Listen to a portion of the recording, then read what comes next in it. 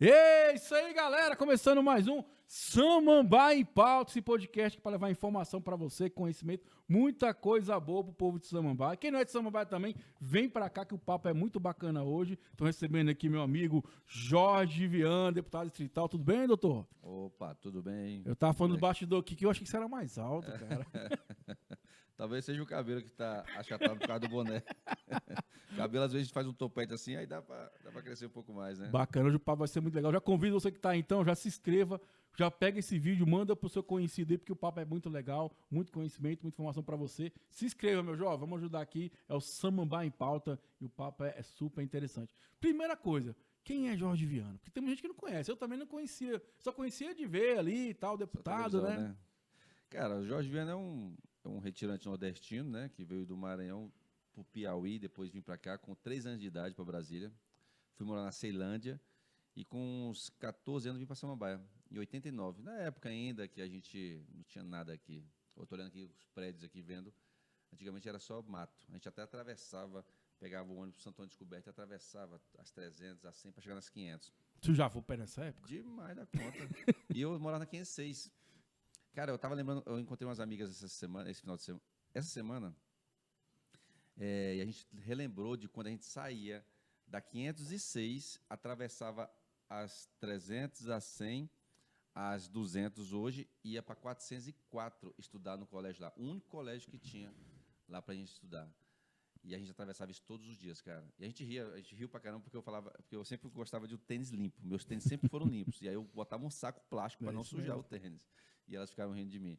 Então, assim, é muito histórico na Samambaia. Foi aqui onde eu constituí família, foi aqui onde eu consegui estudar, fazer meu concurso público. Hoje eu sou concursado da Secretaria de Saúde, sou técnico de enfermagem, sou enfermeiro também. Aí trabalho no SAMU, onde eu também atuei na Samambaia por muitos anos, até eu sair para a minha vida pública, digamos assim. Então, conheço Samambaia como ninguém. E eu posso dizer que, assim, de fato eu conheço como ninguém, porque na Samambaia, na ambulância, a gente rodava tudo isso aqui. E eu sempre criticava, inclusive, porque eu acho que quem fez Samambaia, quem criou as quadras, os conjuntos, assim, devia ser reprovado na faculdade, porque fizeram a covardia, cara. Não existe uma quadra que tenha uma lógica de conjunto. Você vê lá, às vezes você entra numa quadra, tem lá conjunto 1, 3, 5, 21. É, 2, 14. Não tem uma lógica para você seguir. Quem está me assistindo aí sabe. Tenta fazer uma lógica em alguma quadra. Se alguém me disser que existe alguma lógica em algum conjunto de samambaia, eu retiro o que eu disse. Mas, enquanto isso... E eu falo isso porque às vezes, a pessoa passava uma ocorrência para a gente e passava o endereço. Na quadra eu chegava, que era beleza. Não, vamos ali. Pum, chegava. Mas quando era para achar um conjunto, meu amigo, a gente passava mais tempo procurando um conjunto do que o deslocamento da base para a quadra. Agora, hoje, com o aplicativo, com o Google Maps, porque na minha época não tinha isso não. Agora a gente chega no conjunto até mais fácil. Então, assim, foi uma covardia que fizeram com a gente. Pô, diferente de outras quadras. Qualquer quadra aqui em Brasília, na Ceilândia, por exemplo, você vai lá, na 19, onde eu morei lá há muitos anos, 19 da Ceilândia Norte, tem lá conjunto A, B, C, D, E, F. Não tem problema nenhum. Samambaia, não é só Samambaia não, também Recanto, Santa Maria também segue o mesmo padrão. Então, assim, os caras fizeram meio que uma covardia com a gente. Mas, enfim, a gente chega no local. Então, eu vim para cá, né, fiz tudo isso, e aí acabei entrando nessa vida pública, porque, rapaz, a gente quando é desprestigiado, quando a gente é massacrado, quando a gente é discriminado, né, a gente cria uma vontade de querer mudar. Inclusive, nessa conversa que eu tive com essas meninas, as amigas minhas no final de semana, elas me lembraram de coisas que eu não lembrava. Jorge, você lembra de quando você fez isso representando a gente na escola? Eu não lembrava. Ou seja, desde a 8ª série do segundo grau, aqui no 304, que eu estudei todo o meu segundo grau, inclusive a gente passava lá indo para X, a gente via a construção do colégio. Cara, era uma felicidade tão grande que eu falei assim, meu Deus, a gente vai estudar aqui, a gente vai estudar aqui. Então, eu acompanhei essa aula 304 o tempo todo. E aí, quando inaugurou o colégio, a gente foi fazer lá o primeiro grau. Antigo primeiro grau, não, primeiro, segundo, terceiro grau. E naquela época eu já representava os alunos, já fui representar os alunos de Samambaia em São Paulo, pela UMESB, que eu era da UMESB, né, que é a União Metropolitana dos Estudantes Secundaristas de Brasília, que era um congresso da União Nacional dos Estudantes. Então eu era muito ligado a isso, bicho. Aí fui para a faculdade, mesma coisa. Fui para o DCE, fundei o DCE de letras. Eu também, na minha época da minha faculdade, também fundei o DCE lá. E é tipo assim, De administração era na natural, faculdade. cara. Era natural. Parece que as pessoas viam assim, a gente falando um pouco mais alto, não sei o quê, defendendo. Não, você tem que ser, mesmo não querendo. E na política eu entrei assim. Tipo, eu representava. Quando eu entrei na política, no sindicato e tudo, eu era do Hospital de Samambaia, que atuei. Ó, pra você ver, eu atuei no Hospital Renascer, antigo Renascer, trabalhei vários anos aí, e depois fui para o Hospital de Samambaia. Então, assim, cara, não tem uma pessoa que conheça mais da Samambaia do que eu. Porque eu atuei nas ruas, nos hospitais, sabe? E como moleque aí, indo buscar taleta lá perto de Santana de Descoberta. É isso mesmo. Então, Ô, assim, deputado, por conheço que tudo saúde, cara? A de saúde, você resolveu atuar nessa área? meu pai é servidor da saúde, e eu cresci meio que nos hospitais de Ceilândia e Itaguatinga. Só que eu não imaginava, não, cara. Eu nunca sonhei falar assim, poxa, eu vou ser um enfermeiro. Não, eu fui militar, fui para aeronáutica, né? E aí, com 6 anos de aeronáutica, o comandante decidiu mandar todo mundo embora, dizendo que nós... E eu tinha passado no concurso, não foi o recrutamento, que são 4 anos, era um concurso. Falaram que era provisório, era temporário, sendo que a gente tinha, inclusive, policiais, bombeiros que saíram da polícia e do bombeiro para ser da aeronáutica, porque pagava melhor. Então, não era serviço militar obrigatório, mas ele entendeu que sim, mandou todo mundo embora. E nessa época eu já fazia um curso de técnico de enfermagem, lá na LS, porque eu trabalhava no hospital da Força Aérea, o HFAB. Falei, cara, eu vou fazer esse curso. Mas morri de medo de agulha, até hoje eu morro de medo de agulha. E aí peguei e fiz. E assim que eu saí da aeronáutica, eu falei assim, bom, então já que eu sou técnico em enfermagem, eu vou procurar emprego. Área, né? E fui. Aí fui trabalhar no Renascer. E aí foi massa demais, uma experiência danada, porque era só particular, atendia os meus amigos aqui na Samambaia, fiz uma grande amizade com o pessoal. É bom quando alguém que você tinha uma treta, né? Você metia a agulha, né? Não vou mentir, não. Não vou mentir. Tipo assim, esse cara. Não vou mentir Tu que- lembra? Tu me bateu na escola, cara. Deixa aqui, vem cá. Tá doendo, ó. Eu podia fazer a mesma técnica com eles, né? Mas eu não sentia aquela pena, né? Quando você faz em alguém assim, a pessoa... Caralho, para, tá doendo não, para de Vou falar gravar. nada, vou falar nada. Então, assim, eu fiquei muito empenhado aqui, muito envolvido com a cidade. E aí entrei na política. Tentei 3 vezes, viu? Porque eu fui candidato em 2010, tive 1.401 votos. Depois fui candidato em 2014, com 7.300 votos. E depois fui eleito em 2018 com 13.070 votos. Agora, assim, eu tinha falado e tinha já colocado uma meta para mim. Eu acho, a minha opinião, eu acho que a gente tem que tentar sempre na vida 3 vezes. 71, 72, a terceira. Se não der certo, meu amigo, esquece, não é para você. Porque é até um processo, né? Eu tava comentando isso ontem, tava fazendo o Vácuo da Leite na Nativa FM sobre empreendedorismo, né? E a gente fala muito sobre essa questão, né? A gente entender que é um processo continuado, né? Você teve 1.000 votos.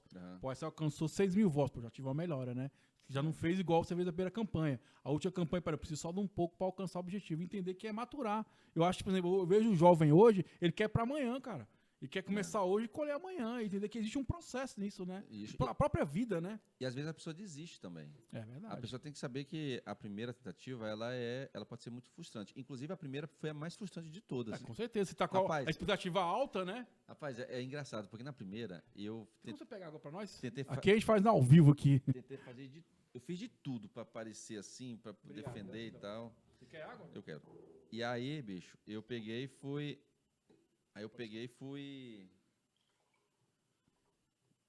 ser candidato, fiz adesivo, tá todo empolgado pelo PSC.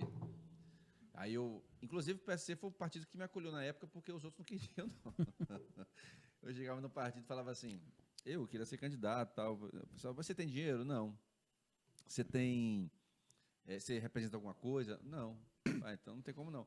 Isso foi o PR na época. Eu achava bonita aquela cor vermelha e azul, aquelas estrelas do PR. Falei, cara, Partido da República.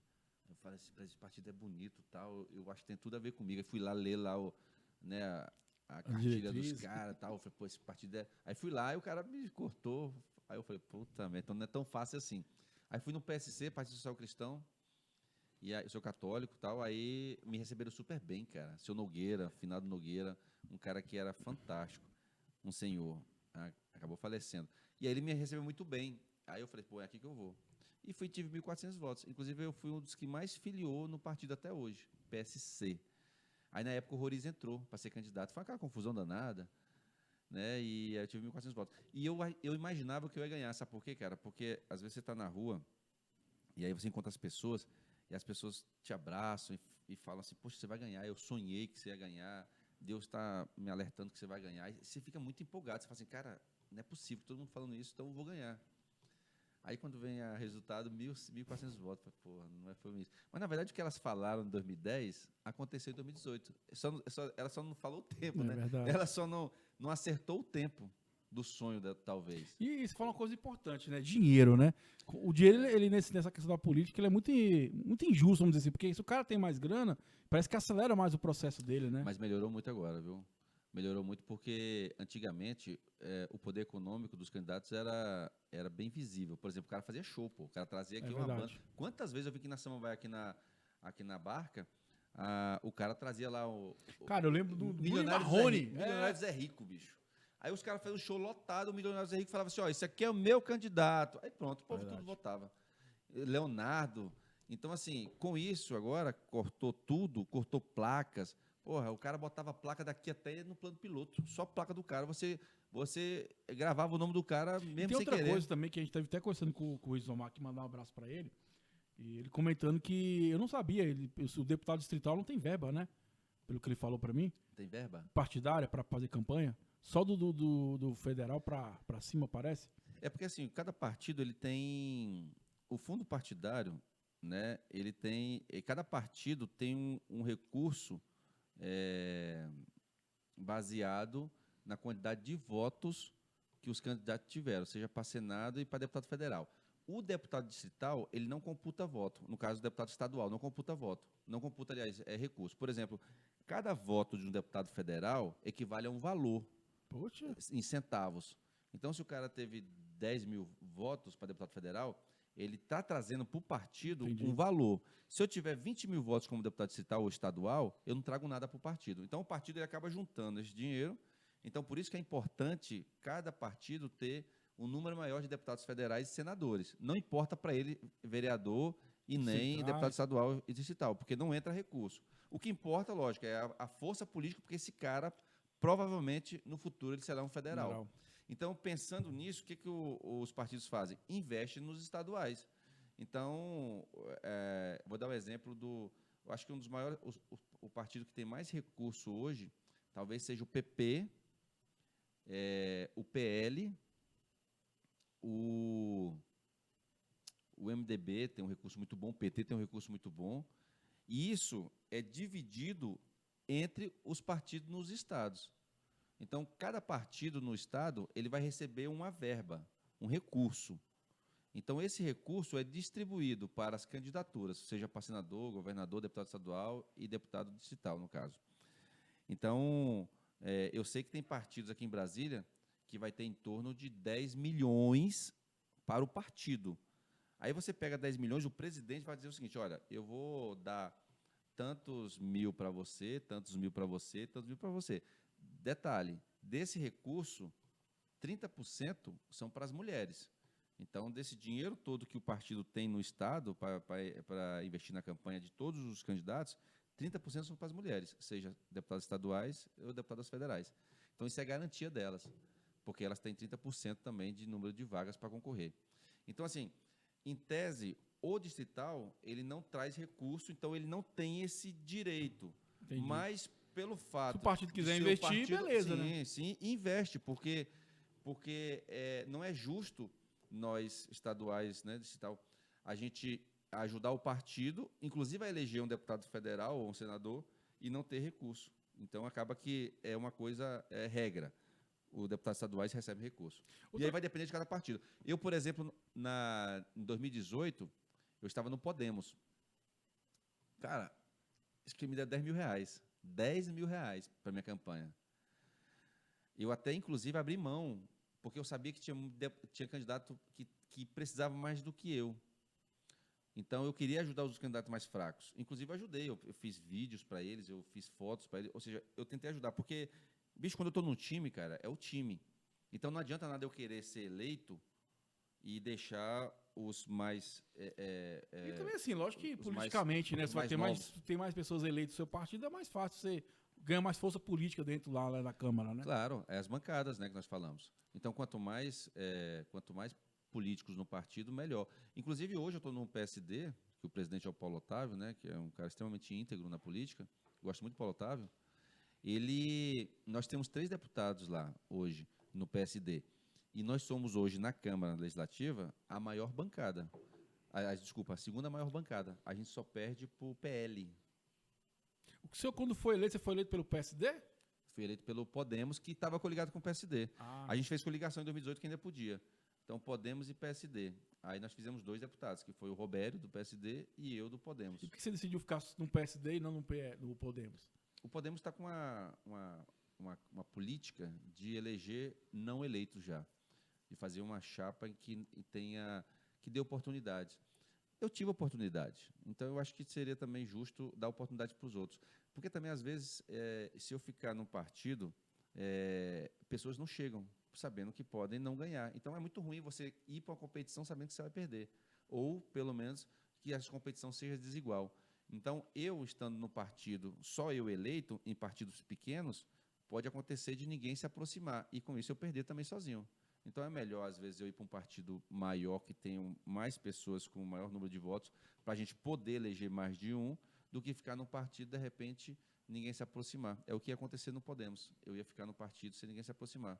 Não havia muito interesse também da própria presidência em me permanecer como parlamentar. É isso aí, estamos aqui no Samba em Pauta com o nosso deputado Jorge Viana. Já se inscreva aí, curte, comenta, compartilha, vem conosco, o papo é muito bacana. Ô, deputado, vamos lá, a gente tem aquela visão da política, né, tal. Quando chega lá, foi uma decepção, superou suas expectativas? É o que a gente vê mesmo que tem que ter muito aliado, ou você não tem poder de voz, você não consegue aprovar o que você quer, ou tem que ceder daqui para ganhar ali? Como é que é a política, na verdade, ali no dia a dia? Cara, essa pergunta é bem difícil. Assim, eu me decepcionei em muitas coisas. A traição, ela é uma coisa comum na política. É impressionante a traição. Ter aliados fiéis é a coisa mais difícil. Quando a gente tem, muito interesses, né? Quando a gente tem que abraçar essa pessoa mesmo, sabe? E acaba se tornando amigo. Porque, assim, é difícil, cada um pensa no seu. É impressionante. E parece que é uma vontade de poder que não tem fim. Vou dar um exemplo. Eu não tenho nenhum cargo no governo, bicho. Mas tem deputado que quer porque quer cargo, e quanto mais cargo ele quer, mais ele quer, mais tal, e começa a fazer jogo de voto ou não voto, se não me der, eu não voto. Eu não faço isso, cara. O que eu fiz com o governador Ibanez? Falei assim, olha, as pautas que forem boas para a população, pode contar comigo. Mas as que não forem, nem adianta me pedir. E assim foi feito. Votei em várias coisas contra o governador. Não é contra o governador, é contra a política, pauta, né? contra a pauta. Então, por exemplo, o pessoal... Não é nada pessoal, né? Não, absolutamente. O pessoal fala toda hora, Jorge, não sei o que da CPI. Eu assinei todas as CPIs, cara. Todas as CPIs. E eu não entendo porque as pessoas falam assim, não assinou, fugiu, não sei o quê. Não tem nada disso, eu assinei todas. Só pesquisar quem votou a favor da CPI, tanto da saúde quanto do IGES. Fui eu. Eu tá lá assinadinho. E assim, né? Votei contra a expansão do IGES, porque eu acredito que o modelo não mostrou que veio ainda. Votei contra o Instituto de Previdência, que aumenta, né, e cria, inclusive, o desconto para o servidor aposentado, bicho. O cara que está aposentado hoje da saúde, servidor do GDF, quem ganhava até R$6.000 por mês, pensa bem, o cara servidor, passou a vida toda e ele está ganhando menos de R$6.000. Ele não pagava imposto de renda. Agora, ele vai pagar 12% de imposto de renda, 11% de imposto de renda. Foi uma lei aprovada na Câmara Legislativa. Eu não votei nessa lei. Jamais eu iria fazer isso. Meu pai é aposentado, eu sei que o dinheiro que ele pega é só para pagar remédio e tratamento. Então, assim, eu não achei justo. Então, muita coisa eu votei contra. E aí, essa relação minha com o governo, eu sempre digo, eu sou aliado, mas eu não sou alienado.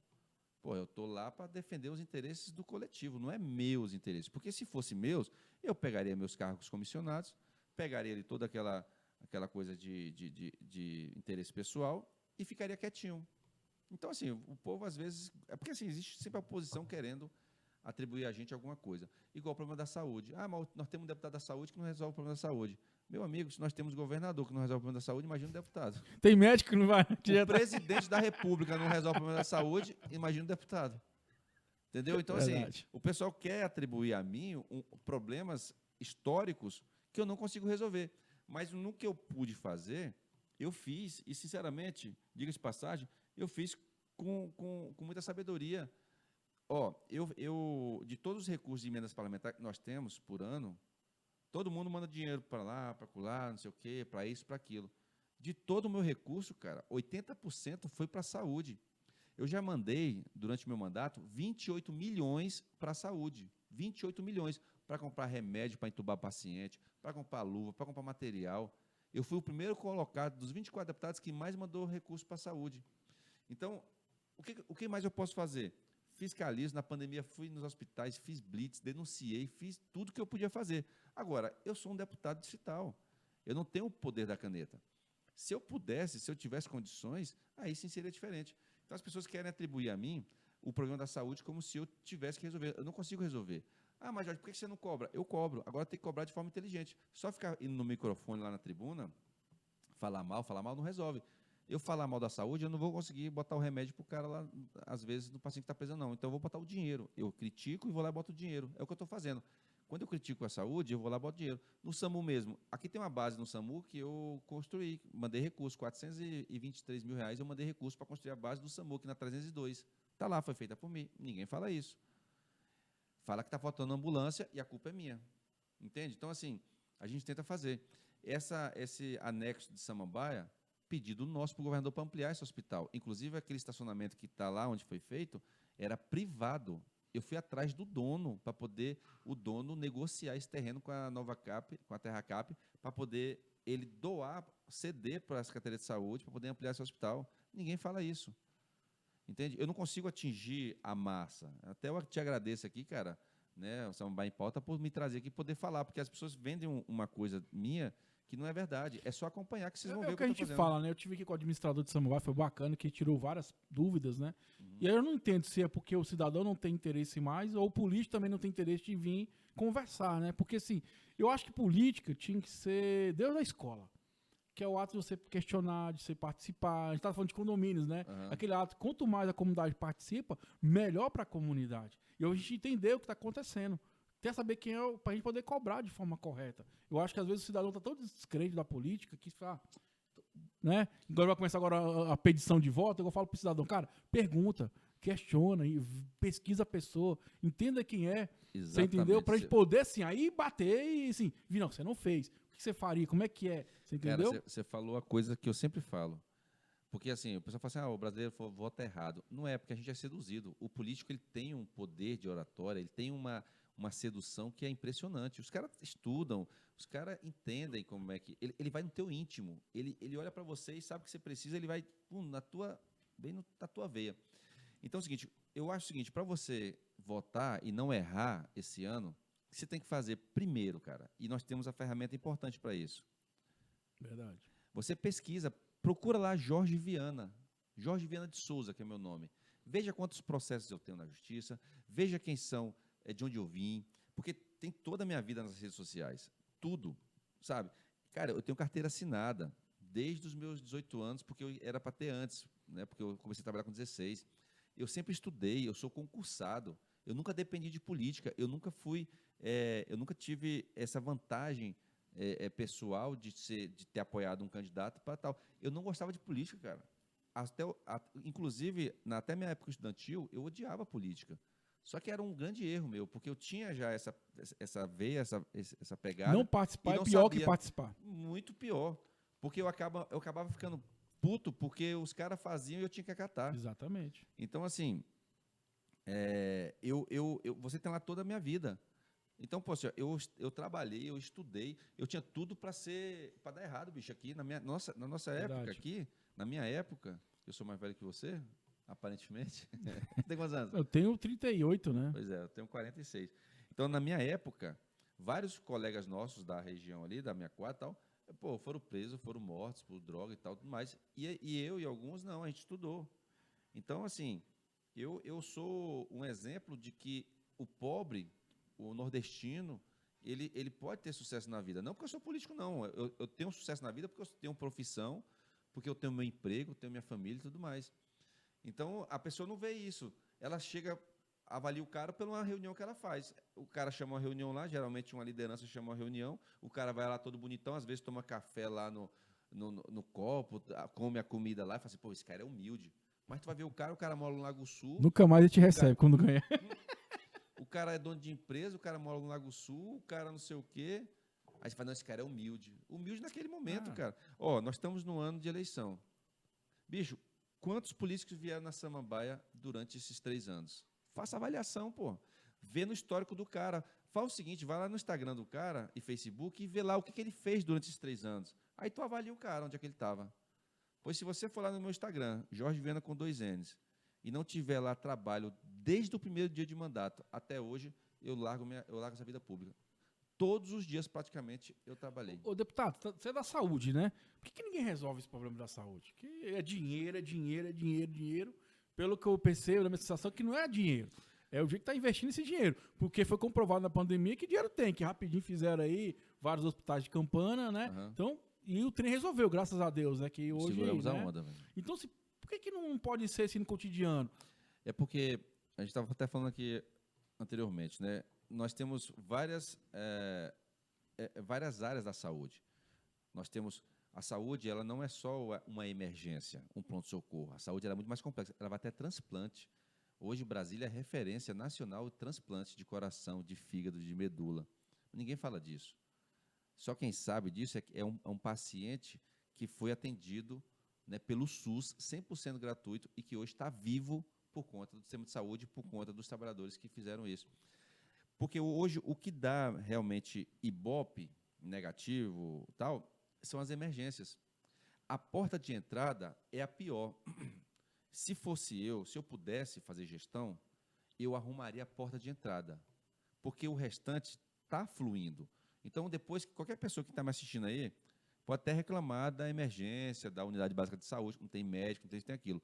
Mas na hora que você atravessa esse estágio, essa fase, que você entra, você tem outro tratamento. Não que é outro tratamento, mas você tem uma atenção melhor, mesmo com as dificuldades. Porque o maior problema realmente é a porta de entrada. Aí nós temos que ver, mas por que, Jorge, que a porta de entrada tem o maior problema? Vamos começar do básico. O básico é o quê? As paredes, ou seja, a estrutura física. Me diga qual pronto-socorro de algum hospital de Brasília que não seja superlotado porque o espaço é pequeno. Todos? Todos. Todos. Ok, depois vamos. Qual a unidade de emergência dos hospitais públicos aqui de Brasília que tem todos os equipamentos funcionando? Seja camas, seja respiradores, sejam monitores, equipe de soro, tal. Sempre está faltando equipamentos. E o terceiro ponto, pessoal. Mas, Jorge, por que falta médico, sendo que nós temos, de acordo com o cálculo, né, de a quantidade de médicos por habitantes, nós temos médicos sobrando? Essa é a grande pergunta. Por quê? Vamos lá. Primeiro, o médico está atuando aonde ele deveria estar atuando? Ou ele está licenciado ou afastado para fazer serviço burocrático na Secretaria de Saúde? Segundo, o médico ele ganha o suficiente para ele poder estar atendendo nessa falta de estrutura física, falta de equipamentos, falta de atenção do próprio chefe com ele. Porque assim, cara, não tem coisa melhor para um trabalhador do que ser elogiado.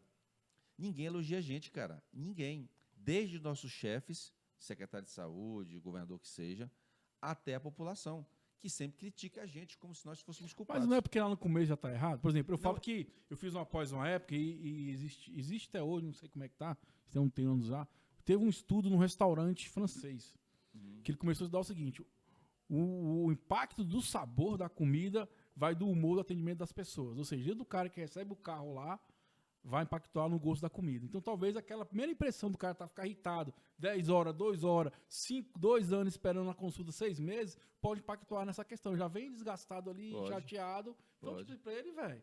Pode. E qualquer atendimento que ela tenha, ela pode já sair de lá chateada porque houve a demora. Mas, assim, pergunte para as pessoas que tiveram atendimento. Nós temos pessoas que, de repente, atendem mal? Temos, sim. Como nós temos frentistas que atendem mal, caixa de mercado que atende mal. Nós temos todo tipo de gente, né, atendendo. né? Ainda mais que é um processo democrático. Para ser servidor público, você passa no concurso público. Não interessa se você é ignorante, se você é grosso, se você é gentil. Você passou, passou. Agora, o que vai determinar a sua conduta, seu comportamento, é a fiscalização, porque nós temos que ser, no mínimo, cordiais. Porque isso é lei. Nós temos um regimento... Educação, né? Educação. Isso é lei. A gente tem código de ética que nos obriga a fazer um atendimento cordial, um atendimento com atenção. Então, se não está acontecendo isso, aí são casos pontuais, que aí sim nós devemos... Eu não defendo o errado. Agora, como é que você trabalha feliz se você não tem uma estrutura física, se você não tem equipamentos, se você não tem uma remuneração? Embora fale assim, mas servidor público ganha bem. Sim, assim como a educação ganha bem, assim como as forças policiais ganham bem, a saúde também tem que ganhar bem. Agora, se a gente for fazer uma análise aqui de salários, nós vamos ver que o médico está ganhando menos do que um policial civil, menos que um médico legista. Então, como é que é isso para a cabeça de um médico que faz imposto de tantos anos? Não estou desmerecendo aqui a polícia nem nada. Tem que ganhar muito bem mesmo, para, inclusive, não ser corrompido, porque um dos maiores problemas da polícia no Brasil é que o salário baixo acaba incentivando uma corrupção, porque o cara vai ter que... Né? Lá no Rio de Janeiro é o pau que rola essa corrupçãozinha, porque o policial ganha muito pouco. Então, tem que ganhar bem mesmo. Igual a Polícia Federal, tem que ganhar muito bem mesmo, mas muito bem mesmo. Mas a prioridade nossa, do cidadão, é a saúde, é a vida, bicho. O maior bem do ser humano é a vida. O maior bem nosso é a vida. Não adianta você ter uma quadra boa na sua área, não adianta você ter uma boa escola, não adianta você ter nada. Se você não tem saúde, para que vai servir tudo isso? Vai morrer. Então, primeira coisa é saúde. Primeira coisa. Então, houve uma inversão de valores no Brasil, em que a saúde não é primeiro plano. Eu vou te falar, no primeiro ano que eu entrei na Câmara Legislativa, eu fiz uma estatística de emendas parlamentares. A saúde ficou em quarto lugar. Em primeiro lugar ficou, acho que a educação, depois cultura, depois esporte, não sei o quê, depois saúde. Ou seja, como é que você é político, você fala tanto da saúde, que quer melhorar a saúde, e na primeira oportunidade que você tem dinheiro de colocar, você coloca em outra área? Mas para ver uma coisa na minha cabeça aqui agora, que eu acho que é importante, eu não vejo ninguém falar de políticas preventivas na área da saúde. Por exemplo, políticas de ensinar a alimentação correta, educação física, que quando você investe na prevenção é muito mais barato que a correção. Um tempo atrás eu vi um estudo que cada real que você investe em saneamento básico, você economiza 4 na saúde. Uhum. Que você não vai ter pessoas doentes, né? Uhum. Por exemplo, plano de saúde, em São Paulo, eu falo porque eu sou corredor de seguros, a gente teve uma época, uma aula, que teve plano de saúde que investia na terceira idade. Uhum. Tipo, educação física, porque eles ficavam menos doentes. Para eles é mais lucrativo. Certeza. O cara saudável, o cara doente, né? Verdade. Então, assim, eu não vejo ninguém falar sobre isso. Nas escolas, para ensinar o cara a se alimentar de forma correta, a importância do exercício físico, porque aí o cara não vai ficar doente e não vai sobrecarregar o sistema. Quem é da saúde, como eu, a gente leva esse discurso. A gente sabe que a atenção primária, que é a porta de entrada, que é a prevenção, é a melhor coisa que aconteceu no Brasil e no mundo. Só que a gente Brasília demorou a entender isso, porque a cultura do Brasil, e aqui em Brasília, era a cultura hospitalocêntrica, ou seja, no hospital que se resolve tudo. E está errado. Às vezes, a sua alergia, a sua dor de barriga, a sua dor na coluna, pode ser resolvida na atenção básica. Aí, então, foi criado aqui em Brasília, recentemente, posso dizer, a estrutura da saúde da família. Já é antigo pelo Ministério da Saúde, só que não era investido porque era um serviço que ninguém dava credibilidade. Ora, você pega um médico de família, um médico generalista, para atender uma idosa, uma criança, uma ginecologia. Então, o pessoal não gostava disso. Ora, se você é mulher, você está com problema ginecológico, você vai aonde? No ginecologista. E onde é que tem? No hospital. Tudo no hospital. Então, até o povo entender que aquele médico generalista que está na unidade básica de saúde, ele é responsável, ele pode te atender, está demorando. Ainda está demorando. A população ainda está um pouco desconfiada de que eu vou levar meu filho, uma criança, no médico generalista, eu tenho que levar no pediatra. Só que não tem mais pediatra na atenção básica. Agora nós temos o médico generalista, que ele é especializado em todas as áreas, entre aspas, né? Ele consegue atender. O que ele não conseguir, aí sim ele manda para o hospital. Olha, eu fiz uma lei, cara, sobre prevenção. Eu fiz uma lei que chama-se Remédio para Todos. O que você falou é certo. Quando você vai numa farmácia pegar remédio, tu já foi alguma vez na farmácia pública para pegar remédio? Cara, graças a Deus não, mano. Não. Mas alguém já foi que está nos assistindo. Quando você chega na farmácia que não tem remédio, o que você faz? Você fica puto. Fica puto, volta para casa. Ou você compra, ou você fica sem. Ou você fica sem. E esse sem pode agravar a sua doença. Se você é diabético, pode piorar. Se você é hipertenso, pode piorar. E por aí vai. Mas Essas são essas duas opções que o cara tem.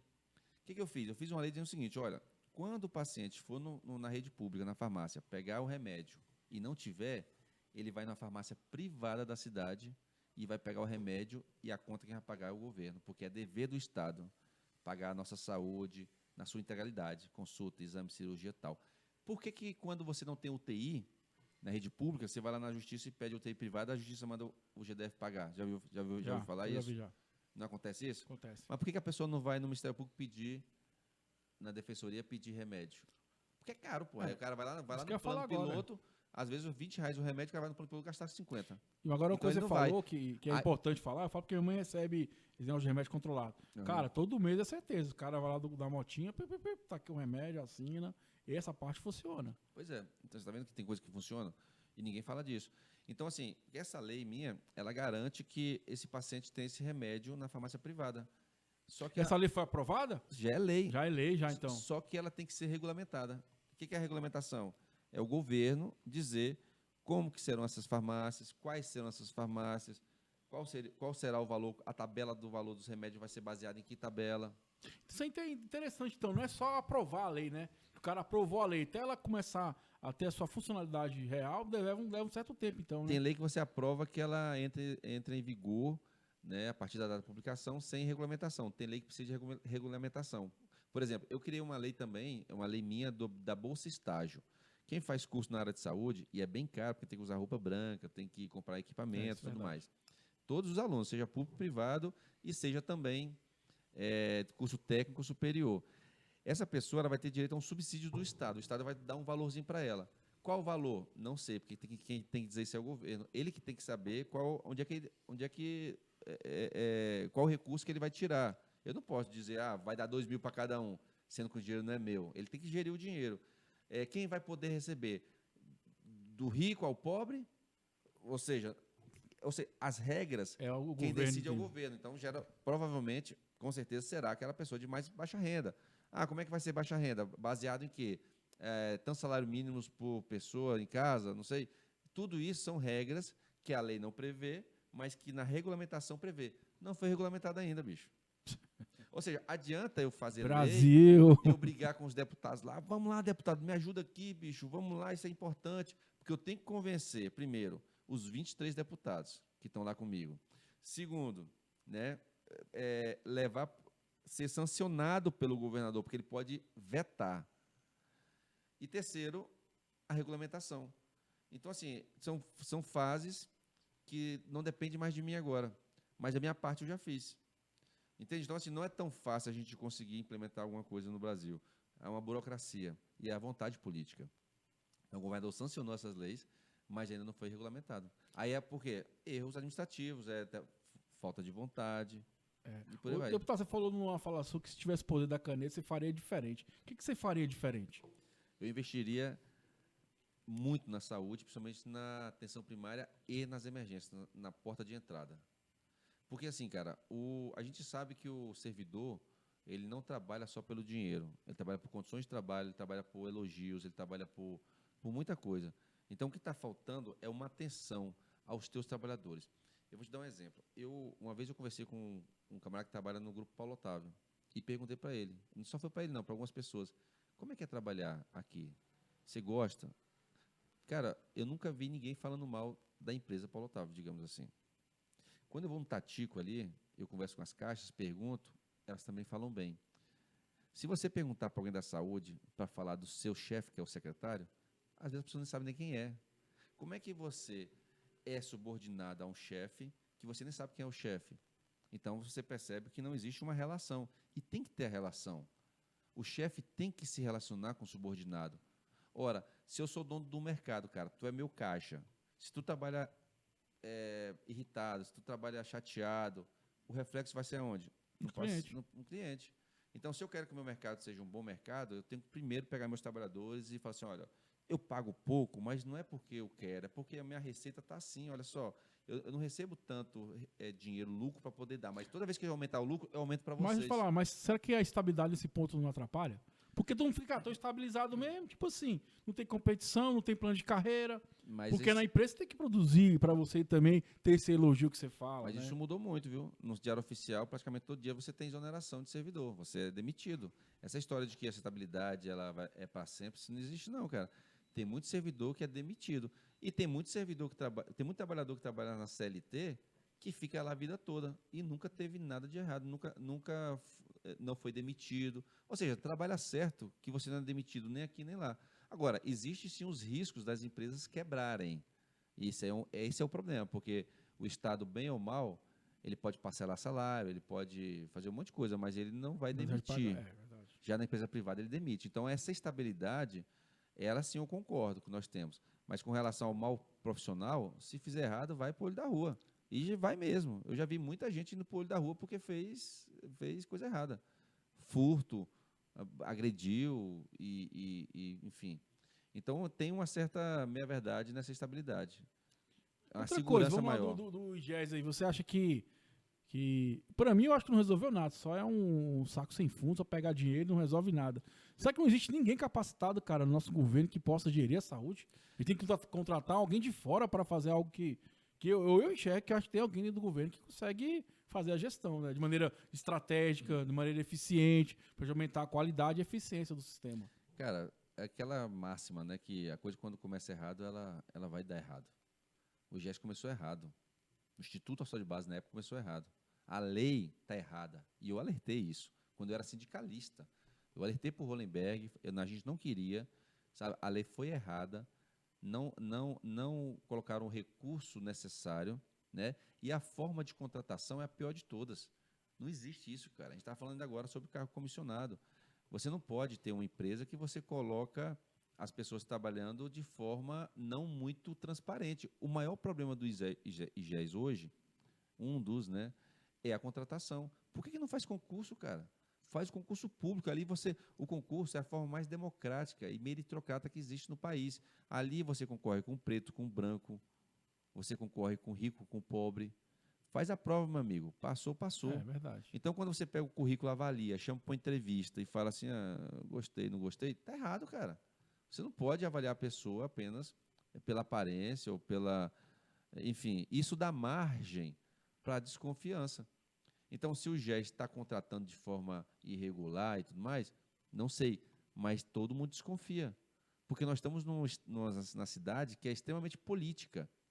E aí todo mundo quer cargo, É sabe? verdade. Eu não tenho Tudo tem um interesse Eu não pessoal, tenho né? um cargo no IGES. O pessoal insiste em dizer que eu tenho um cargo no governo, que eu tenho zero cargo no governo. Então, assim, porque justamente eu sempre defendi o concurso público, cara, eu sempre defendi a meritocracia. Agora tá, Jorge, mas e os que estão lá? Cara, os que estão lá, tem que se fazer uma política para que esses trabalhadores tenham condições e tenham salários bons. Não é justo também estar lá do lado a lado. Tem lá um cara que foi contratado pelo IGES que ganha 2.000 e tem um servidor lá que ganha 4.000. Tem um servidor do IGES gestante que fica 4 meses de licença maternidade, enquanto a servidora tem 6 meses de maternidade. Tem o IGES que não tem folga de abono, tem lá um servidor que tem abono. Então, isso é muito ruim, a relação não é muito boa. Então, é o seguinte, tem que fazer a coisa ficar pelo menos mais parecida. Então, É complicado, porque você falou, quando começa errado, porque assim, se você equiparar, também não é justo pro cara que estudou pra caramba e passou, sim, eu falo né? em direitos. Né? É equiparar em direitos. Porque assim, cara, por exemplo, tem coisas nossas que são inerentes de um concurso que você fez. Por exemplo, você fez um concurso para técnico de enfermagem das carteiras de saúde. Então, você vai ganhar, o salário lá é R$ 4.000. E se você fez um contrato seletivo para técnico de enfermagem do IGES, o salário é 2.000, você concordou e você concordou. Então, os dois passaram, ok, salários diferentes. Só que por que você é mulher, você tem um direito a mais do que eu, que sou mulher também? Então, não pode. São direitos de individuais, direitos da pessoa. Por exemplo, vai matar isso que eu estou dizendo. Por que você tem que comer ganhando um valor diário de R$ 30 e eu tenho que comer ganhando um valor diário de R$ 10? Tu acha justo? Não, aí não. Entende? Aí é a alimentação, aí. Não é coisa, Aí não tem, o salário é de ser humano. diferente. Salário é diferente. Agora, isso não, a alimentação. Mas tem isso. Esse é o problema. A gente não pode. Igual eu falei aqui da gestação. Você não pode pegar uma mulher servidora e dar 6 meses para ela e uma mulher CLT dar 4 meses para ela, pô, porque são tudo verdade. mulher, tudo filho. Então, esses direitos eles têm que ser iguais. Iguais. Esses dias eu consegui, com o E governo, teoricamente essa pessoa está falando justiça, ela vai ganhar o direito do outro também. provavelmente sim ou não, porque na verdade é o que reza os contratos. Uma CLT, outra estatutário.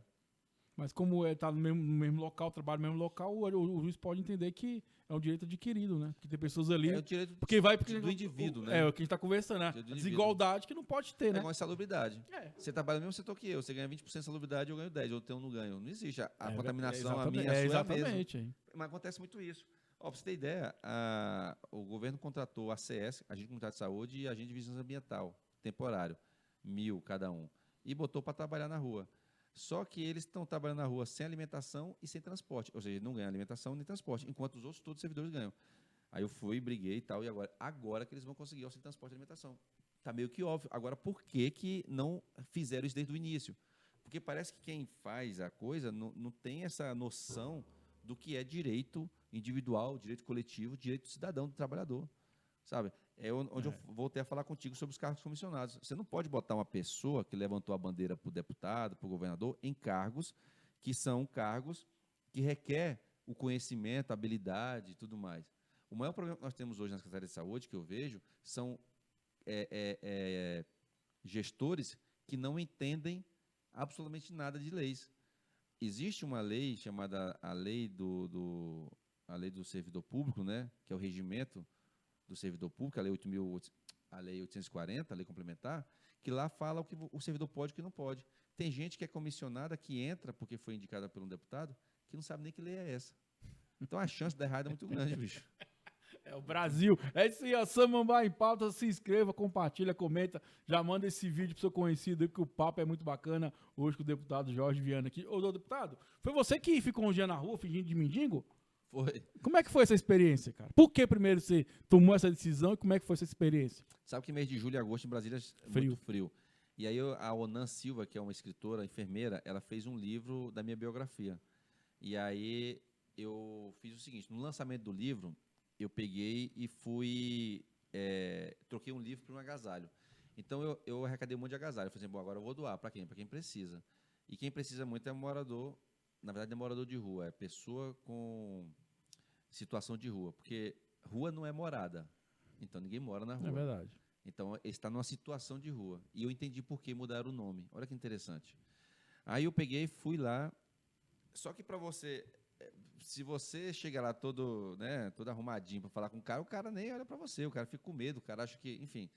O que eu fiz? Falei assim, vou me vestir parecido, porque aí a gente vai ter um papo de igual para igual. E foi, velho, dito e feito. Eu baguncei a barba, tal, botei o negócio, botei uma roupa, eu mais um assessor meu, que ele sim parecia um mendigo, muito mendigo. Ele ficou muito igual ao mendigo, velho. E aí a gente foi lá pra rua e a gente começou a conversar com os caras. Rapaz, o que eu ouvi, é porque a gente editou, sabe? Falava em agressão da polícia, falava em assédio sexual, assédio com droga, coisas pesadas, sabe? Teve um que eu coloquei até o vídeo, ele falando que ele era tratado como cachorro, morria igual cachorro na rua. O cara falando. Foi muito interessante. Foi uma experiência da porra na minha vida. E aí eu fui entregando as roupas para eles. Então, cara, foi muito massa. E o interessante também é que eu chegava perto das pessoas na rodoviária e pedia alguma coisa, ou comida, ou dinheiro. Teve uma menina, cara, que eu cheguei perto dela, ela estava com a bolsa aberta, e eu cheguei nela e falei assim, ô, me dá aí um dinheiro para pagar a passagem. Cara, essa menina tremia tanto, falando comigo. Ou seja, o medo dela achando que eu fosse um assaltante. Porque tudo levaria a crer que eu seria um assaltante. Mas, enfim, eu era apenas uma pessoa em situação de rua. Então eu vi que realmente existe muito isso, esse distanciamento da população com essas pessoas. E o que me surpreendeu de tudo?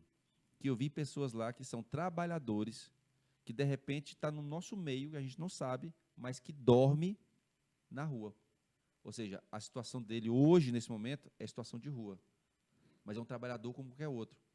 Então a gente às vezes fica falando assim, poxa, o morador de rua é tudo vagabundo. Não, não é, cara. Nós temos muitos trabalhadores de verdade que dão um duro danado e que só dormem. Aí o que eles fazem? Tomam banho lá, ou tomam banho no emprego e tal, e eles guardam roupas em lugares escondidos, seja no bueiro, seja numa caixa de telefone, seja em cima de uma árvore. Eles escondem a roupa dele para poder ir trabalhar e chegar lá tomar Como é que tu acha que a gente pode melhorar isso para não ter essa situação de rua aí?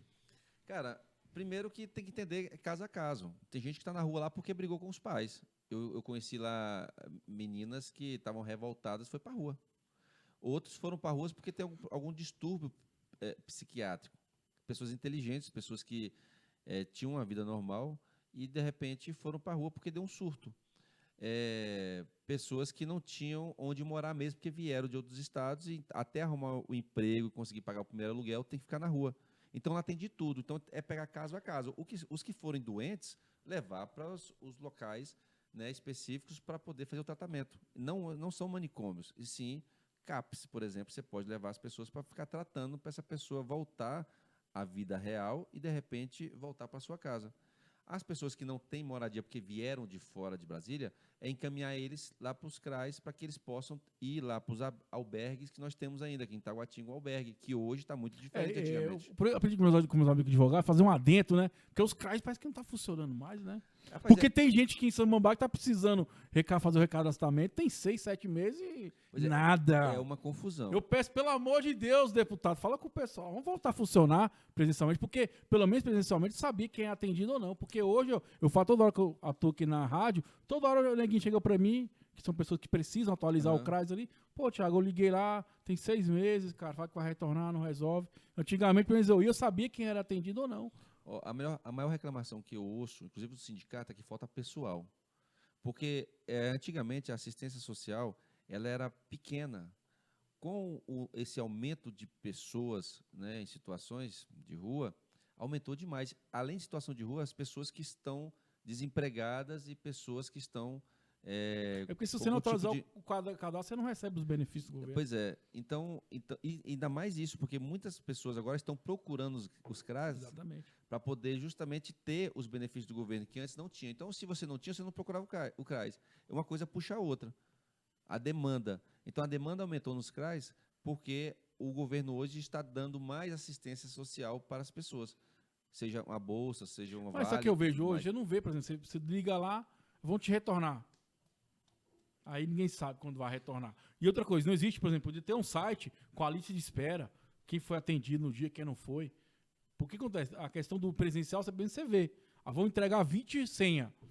Beleza, você sabe porque é 20 senha. Mas hoje você não sabe como é que anda, quando vão te ligar, ou atendeu 10 hoje. Então falta 50 para chegar na minha vez. Então você consegue, hoje você não vê isso lá no CRAS, você não tem esse tipo de informação em lugar nenhum. Cara, é porque falta mais cruzamento de dados, faltam mais integrações nos serviços. Porque tudo bem que o governo está dando bolsa, está dando isso, está dando aquilo, mas vai estar até quando? Ou seja, a gente vai só ficar enxugando gelo? Será que o CRAS está interligado com a Secretaria de Trabalho para poder incluir essa pessoa? Será que o CRAS está interligado com a Secretaria de Saúde para saber se essa pessoa que está precisando do alimento é porque ela tem uma doença psiquiátrica? Então, assim, eu acho que tem que ser interligado, porque senão a gente não pode ficar enxugando gelo. Nós temos hoje em torno de 400 mil desempregados em Brasília.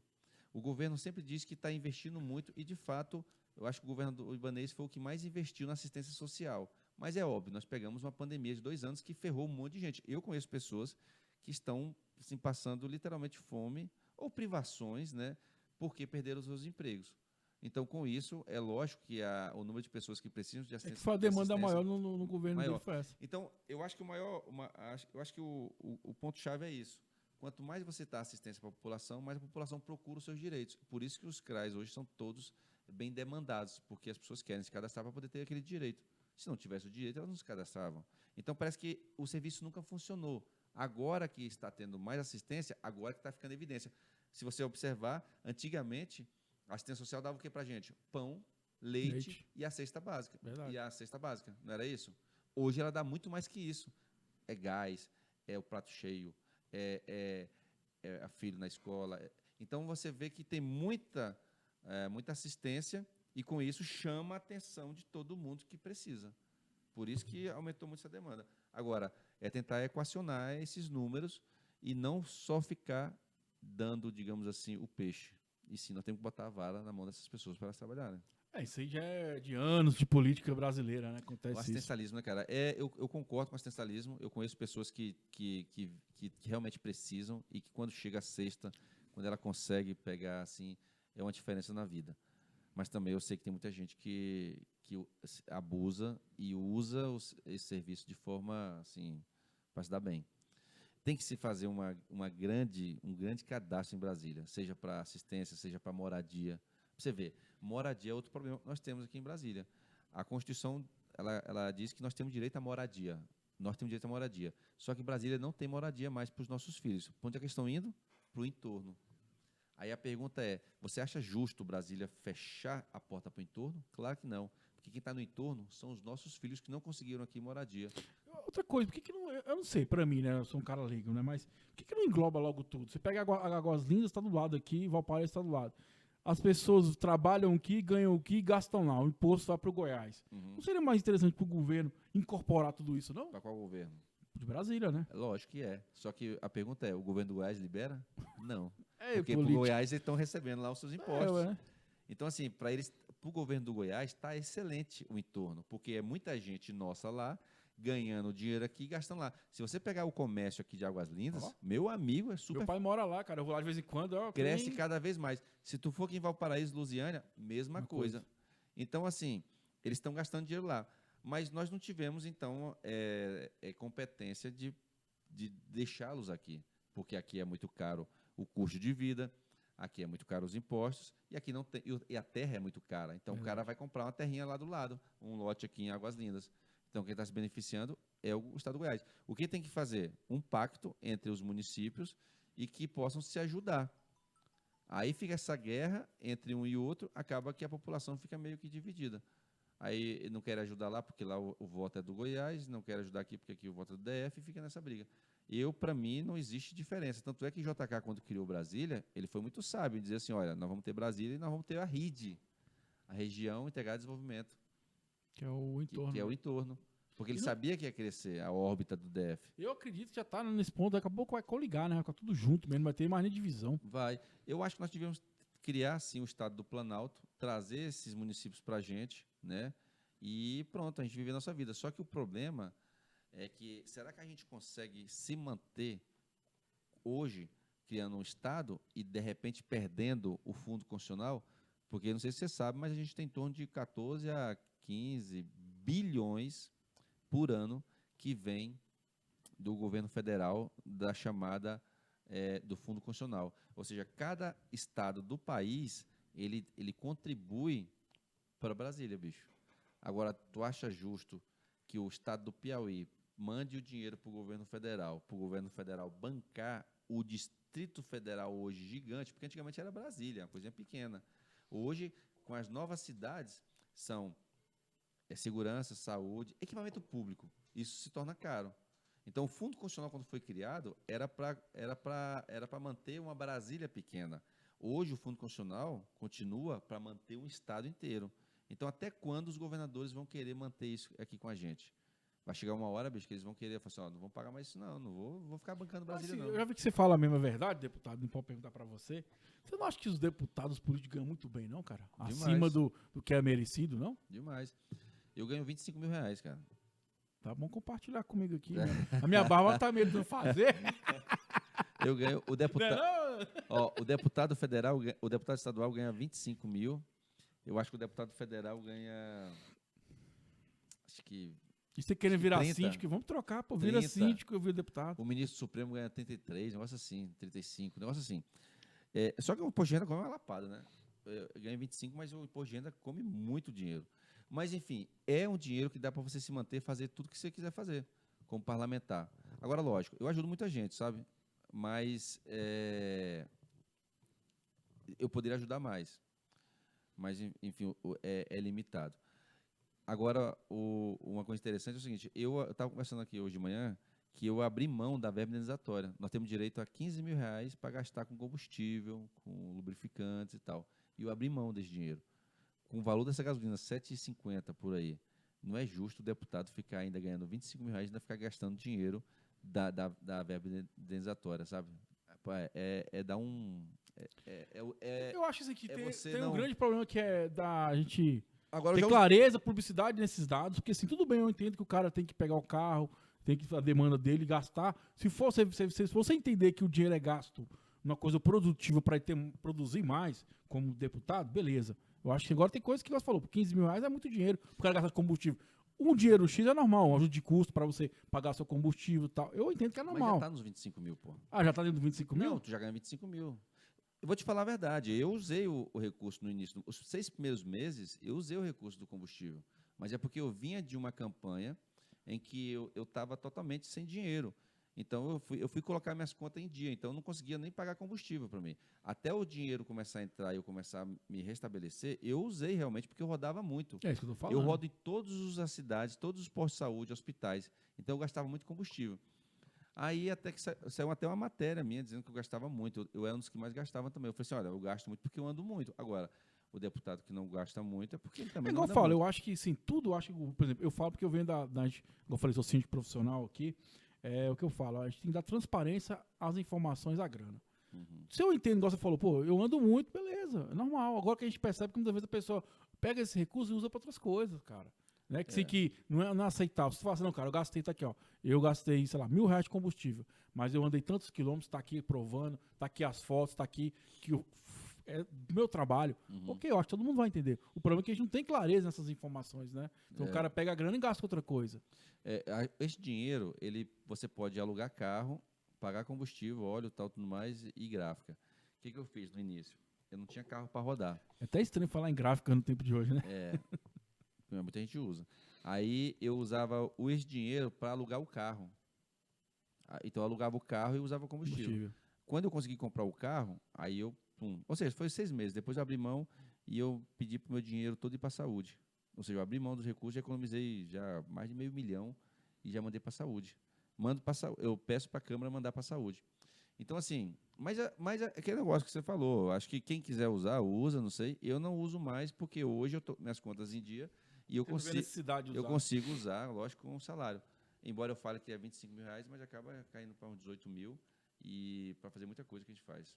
Verdade. Ó, se quem tá aí, se inscreva, compartilha, comente, Samambaia em pauta aí. Vem conosco, o papo é muito bacana. Deputado Jorge Viana aqui hoje, falando tudo aqui. O homem é fera. Ô deputado,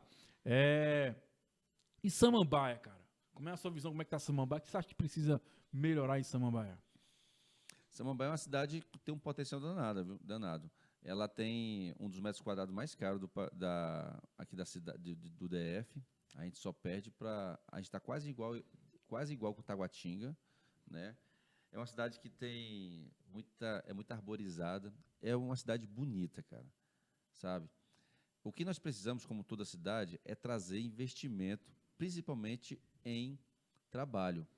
Sabe, aqui a gente ainda tem comércios muito modestos. Nós precisamos de grandes empresas, inclusive fábricas.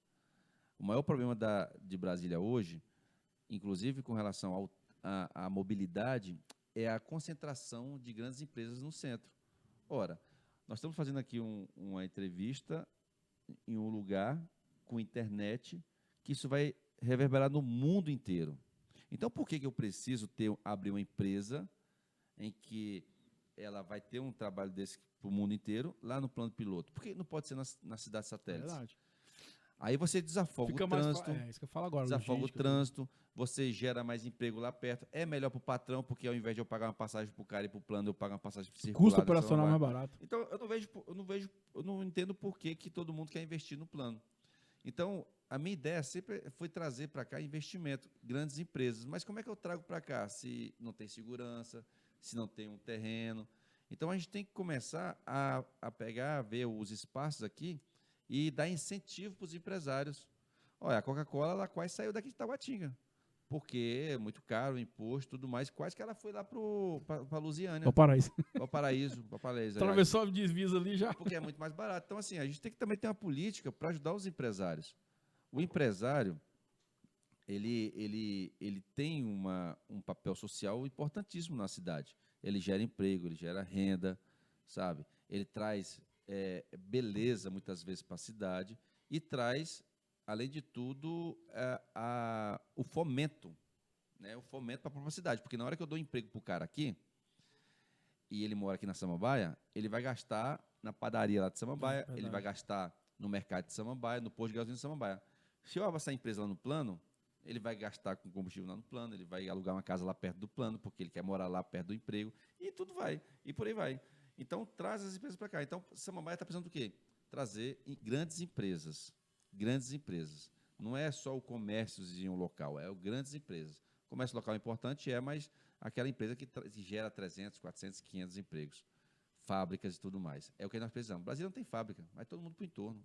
A gente tem a ADE, que é a área de desenvolvimento econômico ali, mas precisa desenvolver mais, né? Precisa, e a política foi feita errada na época. Muita gente lá tem o prédio como moradia, não como empresa. Em geral, isso é Brasília toda, né? É um problema, porque realmente tem que ser empresa. O objetivo era esse. Então, assim, é trazer as empresas, fomentar, né, trazer segurança com ela, porque uma coisa puxa a outra. Na hora que você traz aqui para cá vamos colocar aí uma fábrica uma montadora de carros. Na hora que ela chegar, ela primeiro vai ajudar o impacto ambiental. Segundo, ela vai gerar emprego.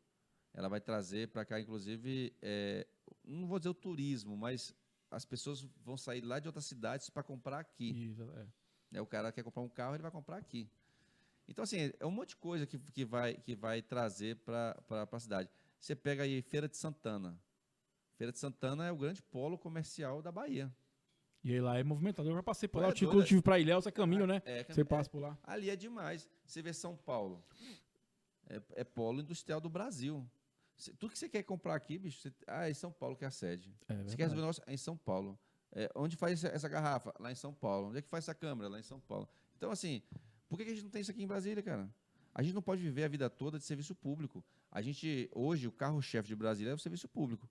Tanto é que se o servidor público não receber, meu amigo, quebra todo mundo. O comércio quebra, tudo quebra. Então, até quando a gente vai viver só até a economia é voltada para isso, né? Isso. Por que Brasília... Olha só que coisa interessante. Por que Brasília, mesmo com a pandemia, nós tivemos uma das maiores arrecadações de 2021? Nós tivemos uma arrecadação maior, em torno de 6 bilhões em 2021. Porque não faltou salário para o servidor. Mesmo os serviços estando parados, como a educação e outros serviços públicos, o servidor continuava recebendo seu salário. Por isso que a economia não quebrou. Agora, corta o salário do servidor para ver se não quebra a economia. Aí é onde a gente começa a perceber o seguinte, mas a gente está nas mãos, então, da economia do serviço público. Se furar, se der problema, ferrou. Aí não consegue sobreviver. Por isso que passou da hora da gente investir nas empresas privadas, porque primeiro que não vai conseguir inchar o serviço público tanto que pode. Chega um limite também que ele não consegue absorver mais, né? Não consegue absorver. E o trabalhador, cara, ele tem que ter essa consciência de que a felicidade dele não é só no serviço público. Você pode ser feliz numa empresa privada, num hospital privado. Então, a gente tem aqui uma ideia de que eu vou crescer, vou fazer faculdade para passar no concurso público. Tá, e se você não passa, você vai se frustrar, você vai entrar em depressão, você é a pior pessoa do mundo. Ou até mesmo você pode passar e ir para um local que você não gosta das pessoas, que grupo de pessoas. Você vai que... ficar naquele canto lá jogado sem motivação zero, né? Assim, a gente tem que começar a entender que o dinheiro tem que ser consequência do que você faz. Que aí se você ter tesão, prazer de fazer, você vai ganhar o dinheiro com essa energia de volta. Você é bem sucedido em qualquer profissão. Se você fizer com prazer, né, com responsabilidade. Eu falo que o servidor público é o neném. O servidor público é neném. Nem fica pobre e nem fica rico. Você opta em não ficar rico. Porque, por exemplo, você aqui com um podcast aqui, você pode ficar rico com isso aqui. Literalmente. Se der um boom... E eu servidor, eu posso manter minha vida. Você escolheu isso aqui. Você está frustrado por causa que você não é servidor? Claro que não. Então, a gente tem que dar oportunidade para as pessoas que não entrarem no serviço público, seja porque não querem ou seja porque não conseguiram passar, que elas tenham uma vida boa também. Então, eu vejo que tem muita gente que fica frustrado em não conseguir passar. E tem gente que vem de fora, que passou no concurso público aqui. Ou seja, vai chegar um momento realmente, bicho, que a gente não vai ter mais espaço para as pessoas no serviço público. E aí vocês vão ter que se reinventar. Eu acho assim, que a gente tem que começar a olhar até o próprio servidor público como uma empresa. Eu quero falar do sistema de saúde. Se você olha por exemplo, por que os privados dão certo e os públicos não? É por gestão, cara. Então você tem que começar a melhorar a gestão também. Motivar aquela pessoa que tá ali, igual você falou, talvez com salário, com um plano de carreira, o cara ter tesão de querer melhorar, ter espaço para botar em prática. Não sei, igual você falou, pô, se o cara alienado só pode fazer isso aqui, às vezes o cara tem uma grande ideia e não é ouvido, às vezes o cara tem a solução. É o que eu quero, cara. O que manda aqui é eu. Tu sabe por que o serviço público é meio estagnado? Porque a porta que você entra é a porta que você sai. Ou seja, se você trabalha vamos supor que você trabalha na Coca-Cola e você começou lá jovem limpando o chão da Coca-Cola. Você estuda, faz faculdade, você faz engenharia mecatrônica ou engenharia mecânica. A chance de você ser absorvido na Coca-Cola é muito grande. É verdade. Você pode chegar a ser gerente, superintendente, diretor da Coca-Cola, entrando como da limpeza. No serviço público, se tu entra como auxiliar de almoxarifado, tu morre auxiliar de almoxarifado. Você pode ser doutor, você pode ser mestre, você pode ser o que for, você morre auxiliar de almoxarifado. Então, qual a perspectiva que você tem na sua vida de crescimento? Nenhum. Porque mesmo que você tenha as faculdades, você não vai crescer no serviço público, porque não pode crescer mais. É um grande erro. A gente tem que acabar com isso, a gente tem que dar oportunidade para as pessoas crescerem também, e isso vai motivando ela, porque aí você coloca uma regra assim, olha, o camarada que passou num concurso para nível médio, se ele tiver o curso superior, ele pode concorrer a uma vaga para curso superior de tal, tal, tal. No entanto, ele não pode ter faltas, ele não pode ter não sei o quê, ele tem que não ter ocorrência. Agora eu te falo, entendeu? Aí você bota a regra, aí o cara fala assim, pô, então eu vou atender direitinho eu e tal, acho porque assim, eu quero... que a estabilidade prejudica mais o servidor, cara. Por causa disso. O que acontece? Se tem estabilidade, você não tem essa flexão, entendeu? Por exemplo, igual você falou, pô, cara, eu vou estudar, vou produzir mais. Tipo assim, o cara que tem o cara tem de produzir, tipo assim, é isso aqui. Então eu acho que prejudica até o próprio servidor, porque não dá essa abertura dele de crescer dentro da carreira dele. Assim, o negócio falou, o cara é um técnico, por exemplo, você começou como técnico de informática, um exemplo. O cara poderia aprender programação, fazer um programa para o governo, poderia aprender a fazer um site melhor, igual a gente está falando aqui na parte, pra você ver, do CRAS, da comunicação, da transparência das informações. O cara às vezes tem potencial para isso, mas vai fazer para quê? Exatamente Então, isso. porque aquilo limita ele mesmo, cara. Ele limita o próprio sistema. Ele acaba sendo corrompido. É. Porque, tipo assim, já que eu não sou reconhecido, eu também vou fazer só o que eu tenho que fazer e ponto final. Eu sou um mestre em TI. Eu faço programas aí para o mundo inteiro. Mas aqui eu não vou fazer nada. Sabe por quê? Porque aqui eles botaram um chefe para ser meu chefe, um cara que não sabe de nada e foi indicação política. Eles aqui não reconhecem meu trabalho. Eles nunca me deram aqui uns parabéns. Os caras aqui me pagam um salário baixo. Tudo bem, paga todo mês, mas me pagam um salário baixo. Então, quer saber? Vou fazer só o que eu tenho que fazer. Esse é o problema do serviço público, cara. Esse é o maior problema do serviço público. É você ficar estagnado. Você não ter perspectiva de crescimento. A pior coisa do mundo é você chegar aqui para um operador desse aqui que está aqui e falar assim, bicho, você vai morrer aqui. Você pode fazer o que for, pode fazer o que você quiser, mas você vai ficar sempre atrás do balcão para mim. Você mata o cara, bicho. Aí o cara fala assim, quer saber? Então vai embora dessa porra aqui, não vou ficar aqui mais não. É a mesma coisa do serviço público. Você passou um concurso público, vai ficar aí para sempre, meu amigo. Verdade. Igual, assim, eu acho, por ponto de vista, que é ruim pro próprio cara, né? Mas aí são políticos aí que anos que poderia talvez ter uma mudada nisso aí, né? Ô, deputado, você vai querer concorrer novamente ao cargo? Eu acho que a pandemia ela atrapalhou muito as minhas propostas, né? Nós tivemos 2 anos que a gente praticamente parou e eu mais apaguei fogo do que pude produzir. Então, assim, eu acho que o nosso trabalho ele requer um pouco mais de tempo. Por isso eu sou pré-candidato para a reeleição, sabe? Para tentar O que você acha que você não fez que está te motivando a continuar para fazer? Melhorar a saúde. Melhorar a saúde. Com as minhas ideias, sabe? A gente que é barriga verde, né? A gente, às vezes, não é ouvido. A gente, às vezes, não se posiciona como deveria se posicionar. Por exemplo, como eu falei anteriormente, eu não tenho cargo nenhum no governo, sabe? Mas por não ter cargo nenhum no governo, por não ter, às vezes, tido um pouco mais de Isso limita você também na hora de negociar, né? Não, é porque limita a gente na hora de poder dar as ideias. Porque, por exemplo... o cara troca, né? Imagina que você pega lá um secretário que foi indicado por uma pessoa. Eu chego lá para falar com ele, secretário, eu acho que seria melhor isso aqui. Aí o cara não dá ouvido. Então isso é muito ruim. Porque tá coligado ao cara lá. Não tá preocupado com o trabalho em si, né? E eu tive isso muito, cara, nesses últimos 3 anos. Pessoas ligadas a outras pessoas que não me ouviam. Não é nem o governador, porque o governador, bicho, pensa a cabeça do cara. O cara não vai se preocupar em detalhes que eu sei que seria importante para a população e para o trabalhador. Mas quando eu chego na pessoa lá, a pessoa Quem resolve? não dá prosseguimento e nunca chega no ouvido do governador. Aí o governador leva porrada de graça. E aí, às vezes, fala assim, pô, mas o Jorge podia ajudar mais. Ué, mas como? Eu estou tentando ajudar, só que as pessoas não me ouvem. Eu não vou te levar problema, governador. Eu acho que você tem problema demais, e eu tenho meus problemas, e eu acho que minha parte é essa, eu me dê credibilidade para poder falar, que aí sim a gente pode tentar ver. Se não der certo, ok, mas tentamos. Então, eu tive muito esse problema.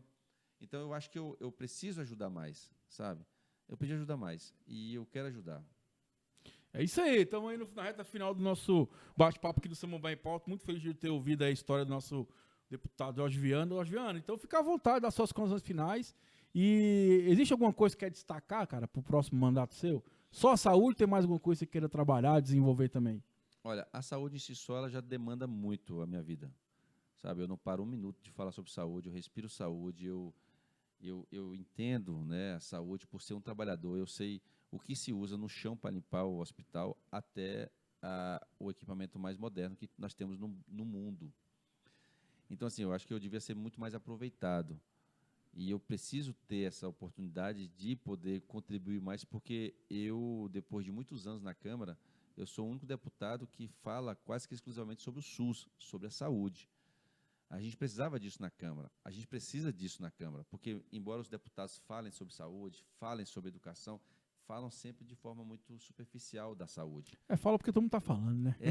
E é muito fácil falar que a saúde está ruim. Eu sei onde é que a Verdade. saúde está ruim. Né? Às vezes as pessoas são muito genéricas. Ah, a saúde está ruim porque não tem médico, não tem remédio. Tá, mas qual remédio que não tem? Por que não tem esse remédio? Por que esse remédio age? Por que não tem médico? Qual a dificuldade deles? Não tem enfermeiro, não tem técnico, não tem isso. Então, eu conheço toda a estrutura. Então, o fato de nós termos um deputado que conhece a estrutura, que critica, que cobra, mas que ajuda também, faz uma diferença. Quem está assistindo está vendo que, o Jorge não fez tanta coisa como deveria, mas nós tivemos 2 anos de pandemia. Mas a vontade é de fazer. Então, eu espero que a gente possa, né, dar continuidade. Espero que nós tenhamos deputados da saúde na Câmara Legislativa. Beleza, vamos combinar depois também mais um bate-papo lá na rádio. Eu acho Vamos. que é importante a população conhecer e ter esse momento de questionamento, de perguntar, de reflexão, né? Que as pessoas possam participar mais da política, que eu acho que a melhor forma de você mudar a política é participando da mesma. Questionando, conversando, trocando ideia e principalmente antes de cobrar, entender como é que funciona para você, talvez, às vezes só cobrança que não vai ajudar em nada, e aí você poder até orientar o próprio parlamentar, né? Como lidar no dia a dia aí, sei lá, com ideias, com insights, né? Sim, eu acho que a gente entra na Câmara com uma ideia. Na hora que a gente chega lá, vê que é totalmente diferente. E, às vezes, a gente tem umas ideias que podem atrapalhar, ao invés de melhorar. E a população que tem que ser esse termômetro. Eu ouço muito, cara, quando as pessoas criticam, porque a crítica, às vezes, ela é boa, às vezes, ela é ruim. Quando a crítica ela é construtiva. Quando a pessoa critica por ser oposição, igual, por exemplo, a palavra, a frase básica, todo mundo fala, você não faz nada. Isso não é uma verdade. A gente desse trabalha e jeito trabalha mesmo, né? muito, sabe? Então, quando a pessoa vai discutir comigo e que ela fala assim, porque você não fez nada, eu já corto a conversa, porque não vai vir críticas construtivas, e sim uma crítica de oposição, de ideologia partidária, então não rola. Eu não discuto política, velho. Se você falar que o seu partido é bom, beleza. Aí É muito pessoal, eu né? vou até te ouvir e ver se você realmente tem discernimento do que você está falando. As coisas boas eu absorvo. Você vê, fala assim, muitos se falam assim, mas o fulano, o presidente foi isso, o presidente foi aquilo. Cada presidente que passou no Brasil, ele deu sua contribuição. Todos deram sua Verdade. contribuição, todos. O Collor, por exemplo. Hoje, Industrialização se nós temos smartphones, nós temos um abriu o carro, mercado. é porque o Collor chamou os carros do Brasil de carroça na época. Se hoje a gente usa uma roupa que a gente pode competir a marca com outras marcas, é porque o Collor fez chegar o comércio exterior aqui para a gente. Sabe, a gente vivia em carros ruins, de marcas ruins, a gente tinha brinquedos monopolizados por uma fábrica, a Estrela, por exemplo, que comandava, a gente tinha a Hering e outras marcas que dominavam o Brasil, e a gente não podia comprar em outras lojas, porque não tinha outras lojas, né? Então, assim, a gente tinha muita coisa que dependia de um grupo pequeno. Aí depois que abriu, aí que teve essa competitividade que ajudou a gente. Então hoje você compra coisa muito mais barata. Também, assim, deputado, você já tem uma sugestão. Como eu falo pra vocês, nos meus condomínios que eu atuo como síndico profissional, eu gosto muito de informar as pessoas. Porque quando a pessoa está informada, ela vem com a pergunta já direcionada. Ah, por que você gastou isso? Por que foi aquilo? Então fica uma conversa mais produtiva para ambas partes, né? O que eu não vejo, talvez, no sistema público é isso. Uma coisa que eu não tenho partido, não tenho político, mas uma coisa que eu acho bacana que o Bolsonaro faz é que é a live dele. Que é uma forma dele estar mostrando o que está fazendo, está divulgando essa informação. Eu acho que os políticos poderiam utilizar as redes sociais mais para isso, talvez para ouvir o cidadão, para conversar, para demonstrar, porque eu acho que falta, às vezes, é a informação. Igual eu tive aqui com o antigo administrador de Samambaia, né? É o menino lá do Nery, esqueci o nome dele, mas ele falou, ó, o shopping não aconteceu por causa disso. Beleza. Ah, querem fazer tal coisa, não dá por isso. Então você tem aquela informação, você começa a julgar. Então, assim, eu acho que se o sistema público tivesse mais clareza no que está acontecendo, nas informações, eu acho que ficaria mais bacana para a gente, que é cidadão, fazer esse julgamento e falar. Porque hoje, qual é a informação que a gente tem? É o que é manipulada pela televisão. A televisão mostra o que quer.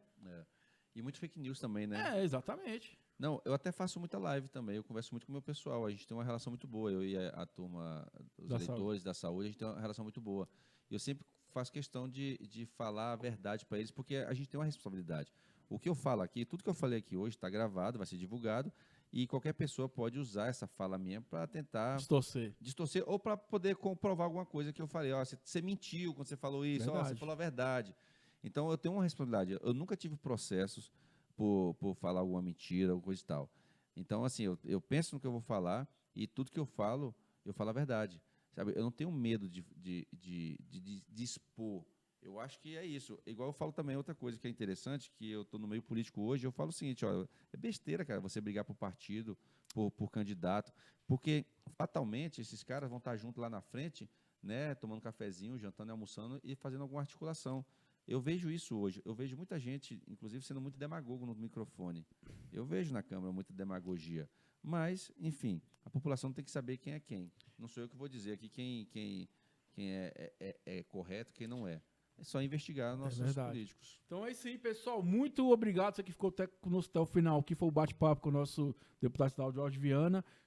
Inclusive, tem várias entrevistas muito bacanas aí, muita coisa legal para você de Samambaia. Quem não é de Samambaia também venha fazer parte aqui de Samambaia em Pauta, que nossa ideia é levar informação e dar esses insights para você que está falando de política, que você possa refletir, questionar e principalmente ir atrás. Eu acho que a melhor forma de você fazer a diferença é participando, né? Dia após dia, questionando, analisando quem você vai colocar lá, porque senão é 4 anos ruim, meu jovem, para você aí, né não, deputado? É isso aí, meu amigo, depois não reclama, viu? Valeu, galera, um abraço, tudo de bom. Valeu, viu?